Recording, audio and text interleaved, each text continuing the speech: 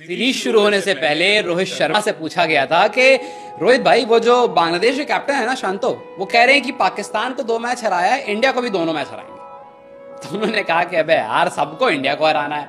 मतलब वो इंग्लैंड आई थी, उसने आकर कहा था कि इंडिया को हराना है। खैर छोड़ो, जो होगा देखेंगे, बाकी बोलने में कोई फायदा नहीं है। उन्होंने वाकई दिखा दिया कि बोलकर कोई फायदा नहीं है जब तक आप करके नहीं दिखा दो।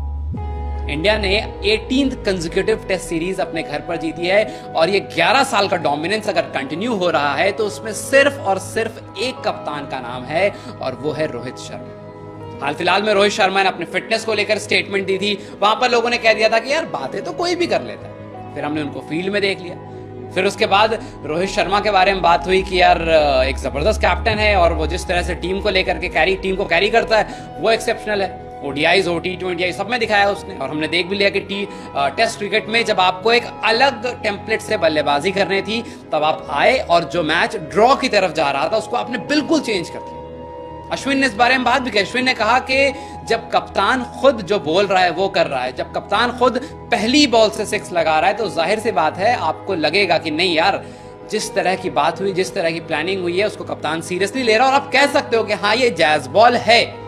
मतलब यशस्वी जायसवाल वहां खड़े होकर के रन बना रहे हैं, तो उसमें रोहित शर्मा का बहुत बड़ा कंट्रीब्यूशन है। अच्छा देखिए, बेसबॉल की बहुत तारीफ चलती, बहुत हम बातें सुनते हैं बेसबॉल की। अगर मैं आपसे पूछूं कि टेस्ट क्रिकेट में कौन कौन सी वो टीम है, वो लिस्ट निकालें कि वो कौन कौन सी टीम है जिसने टेस्ट क्रिकेट की हिस्ट्री में 7 रन पर ओवर से स्कोर किया है, हर ओवर में 7 रन या उससे ज्यादा से स्कोर किया है, तो आपको पता है उस लिस्ट में कौन कौन सी कंट्री है?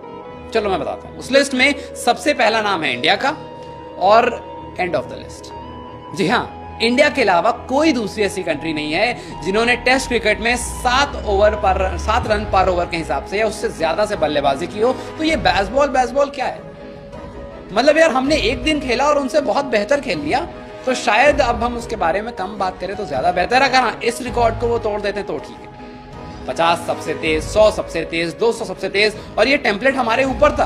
हम इस मैच को ड्रॉ के लिए जा सकते थे, लेकिन कैप्टन रोहित शर्मा, उन्होंने दिखाया कि नहीं, हर सिचुएशन से जीतने का अगर आप सोचोगे तो जीत सकते हो। और ये पहली बार नहीं हुआ। हम T20 वर्ल्ड कप 30 बॉल में 30 रन जब चाहिए था तब भी जीत कर आए, और वहां भी यही टेम्पलेट सेट हुआ था कि जीतना है, एट एनी कॉस्ट जीतना है।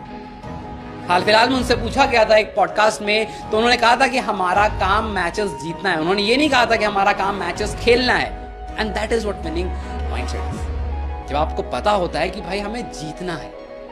और रोहित शर्मा आप कुछ नहीं कर रहे हैं, बस ट्रॉफीज का अपना कलेक्ट कर रहे हैं। और 2024 जो है वो एक मेमोरेबल ईयर रहा है रोहित शर्मा के लिए। चाहे आप कोई सा भी टूर्नामेंट उठाकर देख लो, रोहित, मतलब जिस तरह से रोहित ने खेला है वो एक्सेप्शनल है। ये बात केएल राहुल ने भी कही। केएल राहुल ने कहा कि जब हम बल्लेबाजी करने आए थे, बहुत क्लियर मैसेज था रोहित की तरफ से कि भाई जाओ, मारो, मुझे फर्क नहीं पड़ता अगर मारने में तुम आउट हो जाओ। मुझे सिर्फ ये देखना है कि जो हमारे पास टाइम बचा है, हम उसमें से क्या कुछ निकाल सकते हैं, और क्या कुछ ही निकाल लिया। अभी जब मैं आपसे बात कर रहा हूं, जब ये वीडियो रिकॉर्ड हो रही है, इस टाइम भी टेस्ट हो रहा होता, लेकिन मैच खत्म हो चुका है, रिजल्ट आ चुका है। और वो तब हुआ जब 2.5 दिन बारिश की वजह से मैचेस नहीं हुए थे। अभिषेक नायर ने भी कहा कि यार पता है क्या, मीटिंग्स होना, डिस्कशन होना ना एक अलग चीज है। हाँ, मीटिंग हुई थी, उन्होंने बोला कि रोहित का ही आइडिया था और रोहित ने ही कहा था कि हम जीतने के लिए जाएंगे। लेकिन होता क्या ना, जब आप मैदान में उतरते हो तो आपको कुछ चेंजेस दिखते हैं, आप कहते हो नहीं यार, रोक लेते हैं।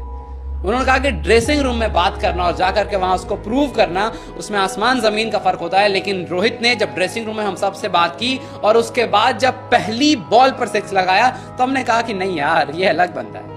इसने कहा था कि ये करेगा, पहली बॉल पर 6 लगाया, दूसरी बॉल पर भी 6 लगाया। इसने बता दिया कि भाई मैं आउट क्यों ना हो जाऊं, लेकिन टेम्पलेट सेट करके जाऊंगा कि ऐसे ही खेलना है आज, ऐसे ही खेलोगे तभी जीतोगे।